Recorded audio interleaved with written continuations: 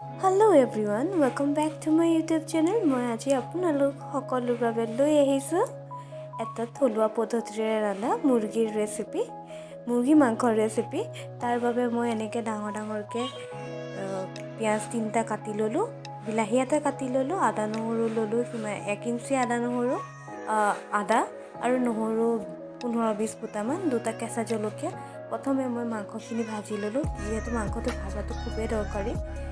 Broiler মাংসটো খুব সোনকালে ফ্ৰাই হৈ যায়, কিন্তু যদি পিঁয়াজৰ লগত একেলগে দিয়া যায় তাৰ পানীৰ কোৱান্টিটিটো বেছি থকাৰ কাৰণে পিঁয়াজৰ পানীৰ লগত মিক্স হৈ মাংসটো ভালকৈ ভাজাই নাযায়। মই সাধাৰণতে সেইটো প্ৰব্লেম ফেচ কৰোঁ, বেলেগে আপোনালোকে নাপাবও পাৰে। সেইকাৰণে মই মাংসখিনি আগতে এনেকৈ ধুনীয়াকৈ ভাজি লওঁ। ভাজি লোৱাৰ পাছত মই অকণমান ছাইড কৰি লৈ পেলাই পিঁয়াজখিনিৰ লগতে দি দিলোঁ। এতিয়া মই মাংসখিনিৰে পিঁয়াজখিনি এনেকৈ ঢাকি দিম, অকণমান কাপত সিজিব দিম। এইটো ৰেচিপিত আপোনালোকে এনেকৈ দিলে সোৱাদটো বেছি আহে, কাৰণ পিঁয়াজৰ মিঠা টেষ্ট এটা আহে।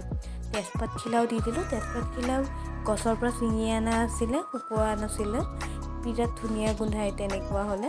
কেঁচা জলকীয়াটো দি দিলোঁ, লগতে দিলোঁ বিলাহীটো সিজোতে অকণমান সময় লাগে, সেইটো কাৰণে এতিয়াই দি দিলোঁ। এতিয়াই গোটেইখিনি দি পেলাই মই অলপমান সময় ভাজিম ঢাকোন লগাই।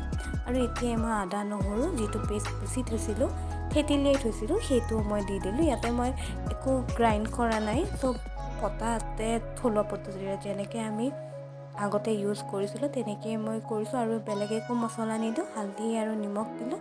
আলুটো আগতে বইল কৰি ৰাখিছিলোঁ, যিহেতু আলুটো অলপমান টান আছিলে, নতুন আলু নাছিলে, সিজোতে সময় লাগে, সেইকাৰণে মই 2টা চিটি মাৰি লৈ পেলাই কাঢ়ি ৰাখিছিলোঁ। এতিয়া দেখিলে গোটেইখিনি ভাজা হৈ গ'ল।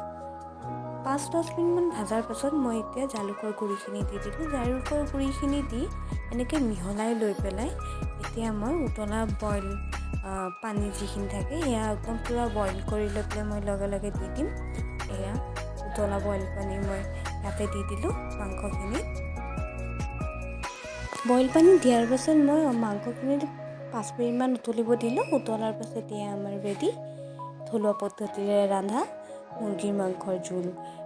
দেখাতে ইমান টেষ্টি লাগিছে নহয়নে? আপুনি ভাবকচোন, কোনো ধৰণৰ কালাৰৰ কাৰণে কোনো মছলা ইউজ কৰা নাই, কোনো জিৰা ইউজ কৰা নাই, তথাপিও ইমান টেষ্টি, ইমান য়ামি হৈছে ৰেচিপিটো। আপোনালোকে এই চিম্পল ৰেচিপিটো এই ঠাণ্ডাৰ দিনত বনাই খাব আৰু মোক জনাব নাপাহৰিব কেনেকুৱা পালে। ভিডিঅ'টো শেষলৈকে চোৱাৰ বাবে ধন্যবাদ। যদি মোৰ ভিডিঅ'সমূহ চাই ভাল পায় তেনেহ'লে চেনেলটো লাইক, শ্বেয়াৰ এণ্ড ছাবস্ক্ৰাইব কৰিবলৈ নাপাহৰিব। আজিলৈ আহোঁ, আকৌ লগ পাম নতুন এটা ৰেচিপিৰে। থেংকছ ফৰ ৱাচিং।